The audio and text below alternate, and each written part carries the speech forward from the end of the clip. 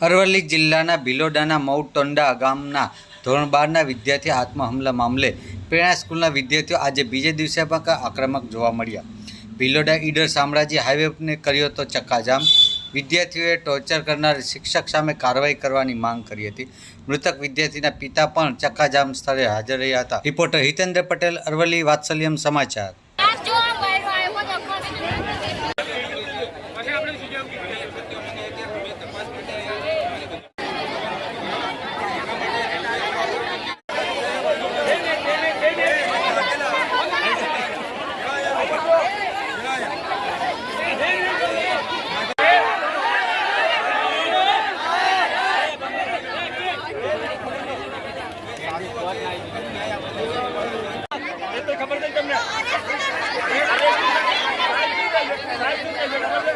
તમે અહીંથી અમને છૂટા કરો તો એ આગળ ટીમનું કામ ચાલુ કરે એમ કેવું થાય। અમે એમની સાથે પૂરેપૂરો સહકાર આપવા માટે તૈયાર છીએ।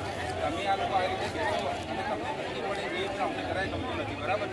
તમને તકલીફ પડી ગઈ અમે રિઝલ્ટ મળ્યું એટલે અમે તમારે તમને બધાને રિક્વેસ્ટ વિનંતી છે કે આ બધા ખાલી કરો અને તમને આગળ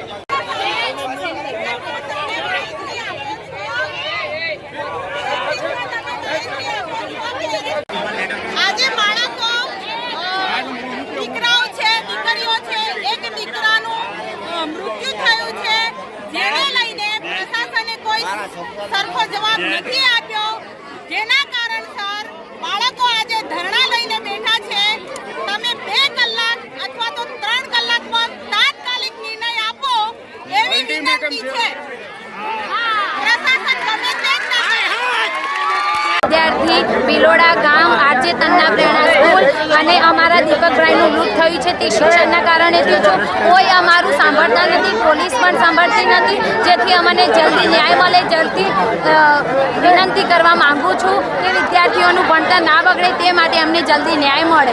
પોલીસવાળા પણ સાંભળતા નથી અમારું, અને અમારી અડધી સ્કૂલની છોકરીઓને ગેટના અંદર પૂરી નાખી, તેમને પણ બહાર નહીં નીકળવા દેતા શિક્ષણ।